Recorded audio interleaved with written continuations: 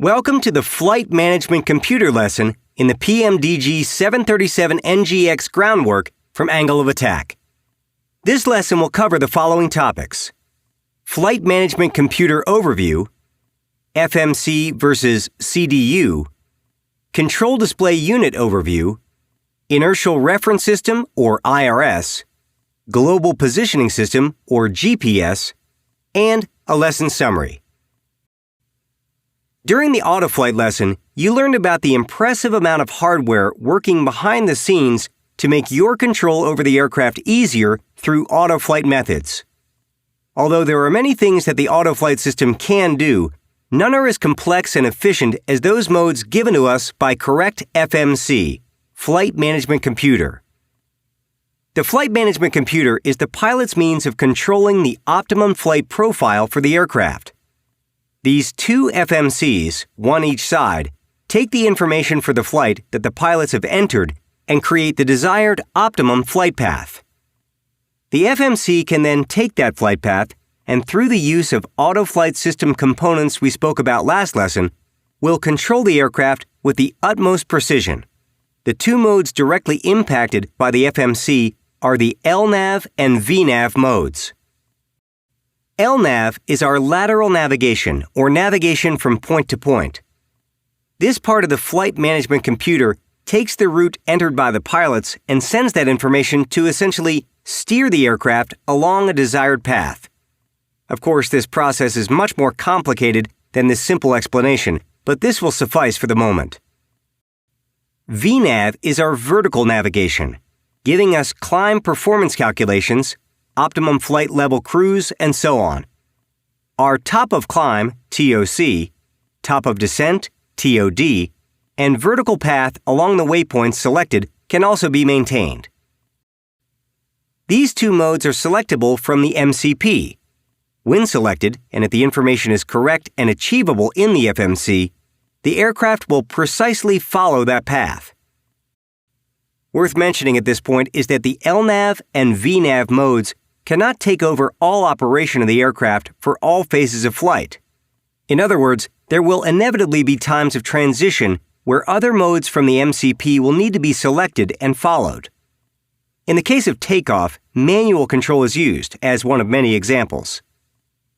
In addition to what's been discussed so far about LNAV and VNAV, the FMC is not a simple piece of equipment to operate. Of course, for a seasoned pilot, it'll be a different story and makes sense to a certain extent. However, there is an underlying change in how the aircraft is operated when we bring something like the FMC into the picture. This means that as a crew, you're no longer navigating VOR to VOR or fix to fix. Rather, you're now punching in numbers, route data, and other preferences to allow the autoflight system as a whole to handle the best possible scenario and follow the desired path. Keep in mind that the FMC is a very complex computer with a vast number of pages. It isn't going to be as intuitive or straightforward as your smartphone or even a PC. Rather, it is a system designed even before the smartphone and large adoption of the PC to handle one specific purpose: fly the airplane with precise numbers. The implementation of the FMC allows crews to manage flights more efficiently in the ever-growing complexity that comes with navigating all over the world. At this stage in the training, much like we discussed in Autoflight, we will not be going over each and every page and feature of the FMC and how it interacts with the autoflight system. Rather, we'll be teaching this along with the other autoflight modes and operations as we work through flight work and line work. In other words, let's learn this while in the air. There's a large misconception out there when speaking about the FMC. Technically speaking, the FMC is a computer that works in the background from anything seen in the cockpit. In other words, the pilots never see the FMC, just the data it helps display. The real interaction with the FMC and display of its data comes through the CDU, Control Display Unit. In other words, this is where the FMC is controlled and displayed. The CDU is very often confused for the FMC. Many people will refer to the CDU as the FMC, which is incorrect. Here at Angle of Attack, we've been guilty of this mix-up in the past, and will most likely make the same mistake again. To put it in simple terms, the CDU is not the FMC, and calling it the FMC is incorrect. However, we won't hold it against you. Everyone will still understand what you're referring to. The CDU itself is a simple unit. We'll now go over some of the minor details about some of the terminology related to the CDU and how things are laid out. The CDU itself is a fairly simple unit to control. Rather than the touchscreen interface so popular in today's world, the CDU is more of a keyboard-type interface. 2 CDUs are available for both the captain and first officer. You'll be using the captain CDU most of the time. However, operation of either CDU is exactly identical in operation and functionality. We'll now go through top to bottom and talk about the different physical attributes of the CDU. First, you'll notice the display, which takes up a good amount of real estate. The display will show all the data necessary as communicated from the FMC through the autoflight system. On the left and right of the display are various keys called line select keys, LSK. These are referenced as 1 left through 6 left and 1 right through 6 right. They allow us to enter in selected information or select the information itself from that line. Obviously, this would be based on the page we're using and what is required. You'll see later just how simple that process is. Worth mentioning while we're on the display is the scratch pad. In this area, we will enter information from the keys below or copied from the line select keys, where we can then place it where desired, again with the line select keys. A bit of a jumble as it's said, but this will make sense later as we are transferring data around. Now we move down to the function keys. Each one of the keys represents a particular area of the CDU where we can get into specific modes easily and quickly. Although there are often prompts in other ways, this is a quick way of navigation from one selection to another. You can imagine that when you're in the air and things are busy, this kind of functionality is essential. You'll become quite familiar with each and every section of the CDU, so you know as well how to quickly get somewhere specific with its corresponding function key. Last but certainly not least are the alphanumeric keys located at the bottom of the CDU. There isn't a lot that can be said about these keys outside of common sense. With these keys, we enter information into the scratch pad, again located at the bottom of the CDU display, where it can then be placed accordingly with line select keys. Contrary to popular belief, the 737NGX does not magically know where it is at all times. Rather, that is thanks primarily to the Inertial Reference System, or IRS. The IRS, which actually consists of 2 IRS units, is a very complex combination of lasers and accelerometers that provide the autoflight system, including the FMC, with incredibly important information. This includes attitude, true and magnetic heading, acceleration, vertical speed, ground speed, track, present position, and wind data. Although there are GPS units installed on board most modern 737s, the IRS is the primary means of attitude and heading data on the aircraft.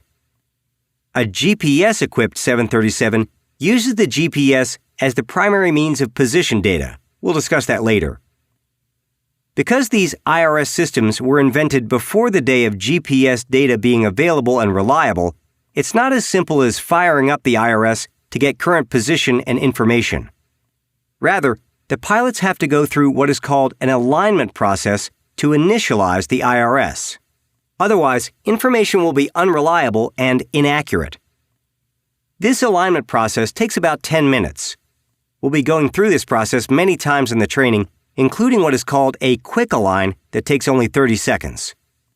However, even with a quick align, an initial full align is required. The IRS is certainly not transparent like some of the other autoflight components. In other words, we have some data that is displayed. Present position and other data is displayed through the IRS display unit located on the aft overhead panel. Latitude and longitude is displayed at the top of the display unit and can also be entered with the keys bottom right. Selected with the display is a test mode, track and ground speed, present position, wind and heading information modes. Also coupled with the heading information are any status messages for maintenance. These codes will be widely unrecognized by the pilots. Last, the pilot can select which IRS information to display, which is data from the left or right IRS. Alignment, as mentioned before, is an initial process that has to be done. This process is for the most part automated. However, it does require some control through the IRS mode selector. We'll now go through the indications and some of the scenarios on the IRS mode selector, as we aren't going to be spending a lot of time with it during flight work and line work. Most integral to this system are the mode selector knobs themselves at the bottom. Both the left and right IRS need to be aligned and operating for data to be reliable. Once a mode is selected with the knob, different statuses are then displayed above with the indicator lights. The process is straightforward.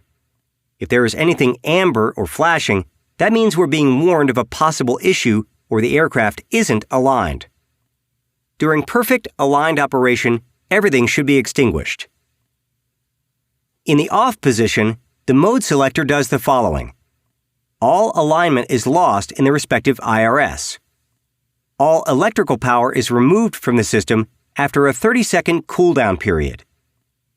In the align position, the following action takes place. Rotating from the off position to the align position starts the alignment cycle. Rotating from the nav position to the align position, aircraft position is automatically updated and ground speed errors are zeroed out. The nav position, which is used most often, does the following. The system enters the nav mode after alignment is completed. In nav mode, all IRS information is available to other aircraft systems. ATT mode has the following conditions. Only attitude and heading information is available, as this is more of an emergency mode.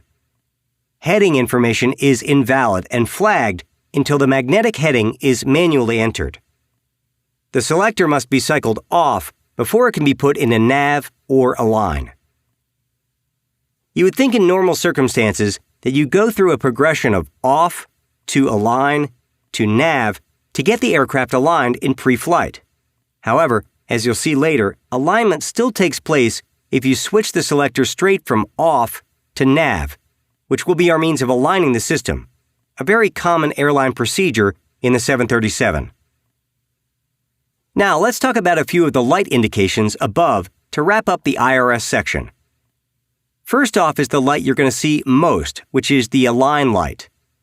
When illuminated steady, the align light is currently aligning, or if flashing, there's an error and alignment isn't possible. You'll run into these situations, so it's important to know. The align light is off when the system is aligned and operating correctly, but will only turn off if in nav mode. The align light will also turn off when ATT mode is selected and both the heading and attitude information is available. In a perfect situation, which is most often the case, we want to be in nav mode, with the align light extinguished. This means we are operating normally and the IRS is sending all pertinent information to the various aircraft systems. Moving on, the fault light is amber when a system fault is detected. These may be able to be fixed on the ground with a realignment, but usually a call would need to be made to maintenance about the details. The specific fault may show up as a code on the IRS display unit's system display page.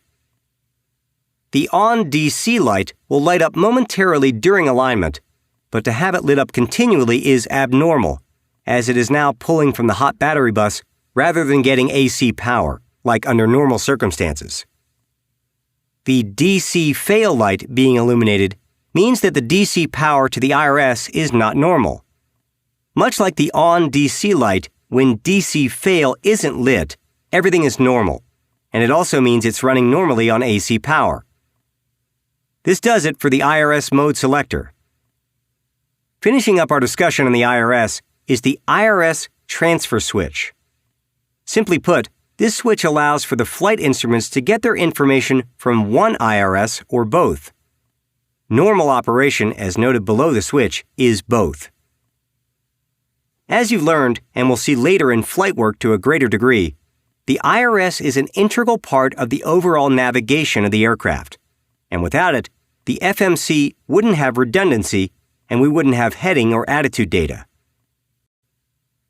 Our final subject in this FMC lesson is the GPS, Global Positioning System. Many, if not all of you, are familiar with what a GPS is. However, we'll go through a quick review of how the system works. In addition, we'll discuss the 737NGX specific components and considerations. A GPS system uses multiple satellites to triangulate position. Hundreds of these satellites, located all around the globe, can for the most part track with an astounding degree of accuracy, position, and now even altitude. Although the 737NGX doesn't get altitude data from the GPS, it can get very accurate GPS data with its two GPS sensors. Not all 737s are equipped with GPS, as this is a company option. The majority of delivered 737 these days do have GPS units, however. How does this relate to the FMC? The FMC uses GPS data as its primary positioning information, while the IRS remains secondary. If the GPS data is unreliable or has an issue, the IRS is a quick backup. This makes for pinpoint accuracy of the aircraft position and has led to RNP approaches and other incredibly useful advances in navigation. We'll be talking a lot more about those throughout flight work, including where to see the indications. Now that we've gone through all the FMC basics we'll cover for now, you've seen only the tip of the iceberg. This system, not only with the high accuracy in which it controls the autoflight modes, but also with the IRS and GPS, is the heart of accurate and efficient world travel in the 737. We'll be getting very familiar with the pages, functionality, and setup of the FMC as a core focus throughout flight work and line work. In this FMC lesson, we covered the following topics: Flight Management Computer Overview, FMC versus CDU, Control Display Unit Overview, Inertial Reference System or IRS, Global Positioning System or GPS, and a lesson summary. In the next lesson, we'll finish off groundwork with a lesson on instruments. Until then, throttle on.